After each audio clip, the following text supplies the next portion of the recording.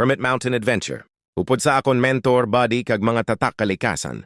Kag higit sa tanan mga lifesaver kag nature lovers, ginbisita. Namo ng isa kasikat kag matahom nga destinasyon ang Hermit Mountain. Pag-abot namin sa Barangay Payao, ginrektan mo ng pakadto sa Barangay Biaw. Makalabay sa tatay nga human sa kahoy nga lutaw sa suba. Sa amon pagkadto, medyo nagaulan kag daw perpekto gid ang tiempo. Tungod sang mabugnaw nga hangin kag madamol nga fog, na-feel namon nga daw yara kami sa Antarctica tungod sang katugnaw. Sang naguntat ang ulan, nagbungad sa amon ng isa ka, matahom nga talanawon sang kabukiran, kag panganod nga nagapalibot sa lugar. Ang kapoy sang biyahe, gilayon nga nabayloan sang kalipay. Kag pagdayaw sa katahom sang kinaiyahan. Isa gid ni kalagaw nga naghatag sang maayo nga mga handumanan, hindi lang bilang mga manugbulig sa komunidad, kundi bilang mga tawo nga nagahigugma sa kalikasan kag nagapangita sang kahilwayan kag inspirasyon sa katahom sang kalibutan. Miss, kung inyo makita, Hermit Mountain, Barangay Biaw, Binalbagan. Sa among pananing oras, 12:30 PM. Ang tugnaw subong perte. Kay grabe ang pag. Daw ano na no, do ari lang kita subong sa Little Baguio as in, oh. Kita nyo na, wala lagi kami nakita yo. No.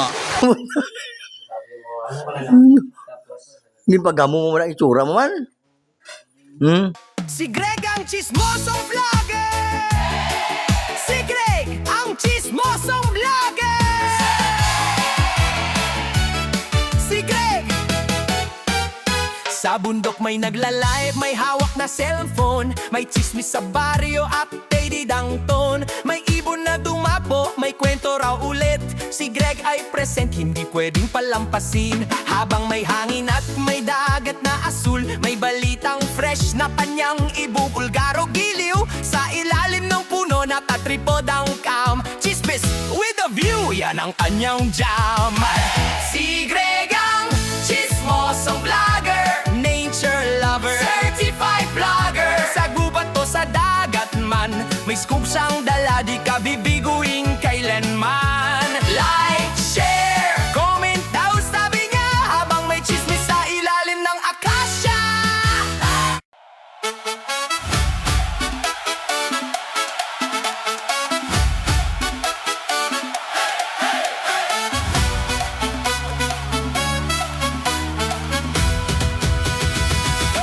Chismosong vlogger, dali na mag-tree planting ta. Samahan nyo kami, mananom kita sa kabukiran. Sa Negros Forest, aton namligan ang aton kabukiran. Ang mga kahoy aton padamoon, kalasangan padabungon. Gani aton lugyonan, ukda ng kausa. Tinuyo naton amo ang pagpalanga sa kalikasan.